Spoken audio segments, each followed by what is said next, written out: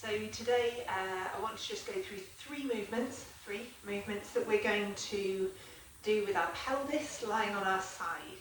So lying on our side is a great way of kind of unlocking our pelvis a little bit and allowing us to explore three different planes of movement. We're going to be working rolling the pelvis forwards and backwards, side bending our pelvis, and then we're also going to be working on a little bit of transverse plane movement as well. That's really important for kind of establishing normal movement patterns at our pelvis. So we're going to come into a bit of side lying here. So for quite a lot of you, you'll have done pelvic tilts before, lying on your back maybe doing cat-cow in yoga on hands and knees, all of that kind of stuff. Here we're going to be on our side. So if we visualise the axis of our hips, so if we imagine like a vertical rod going straight down from one hip to another, we're going to rotate around that. So we're going to roll our pelvis forwards, which makes our lower back become slightly more curved. Maybe our rib cage pops forwards a little bit in response to that. Then we're going to roll our pelvis backwards and our lower back flattens. Maybe rib cage tucks back a little bit, our tailbone reaches long. So again, we're going to roll forwards through our pelvis and we're just rotating around this axis. You'll notice I'm not hitching or sinking here. Just going to roll forwards and backwards. You may even put your hand on your hip to feel that movement. Next movement we're going to do is, again, we're going to keep our hand on our hip.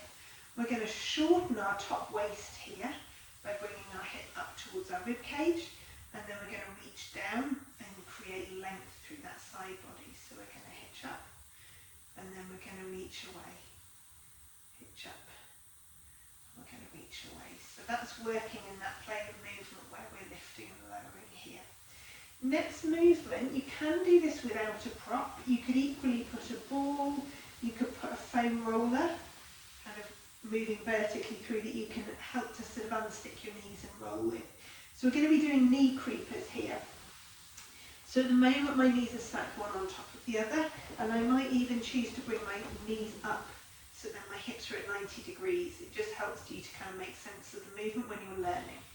What we're going to do is we're going to draw that top kneecap back in relation to the other one.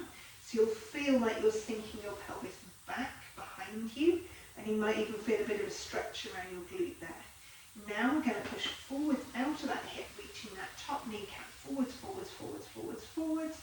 And in that way you're kind of pushing forwards and out at that top hip.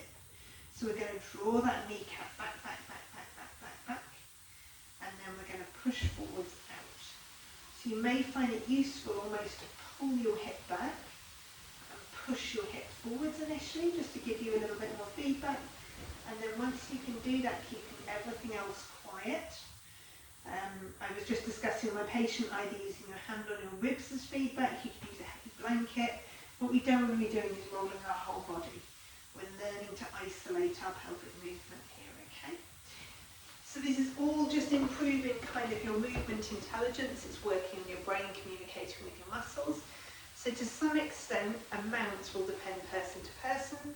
You could do 5 or 8 really mindful, smooth movements, and you really want to stop before you're starting to get worse at them again, because you'll find that you'll get better, get quite skilled at them, and then you'll find you'll kind of lose the knack. If we can stop at the top of that bell curve, that's brilliant, because then we reinforce the learning and then we're ready to start again the next time.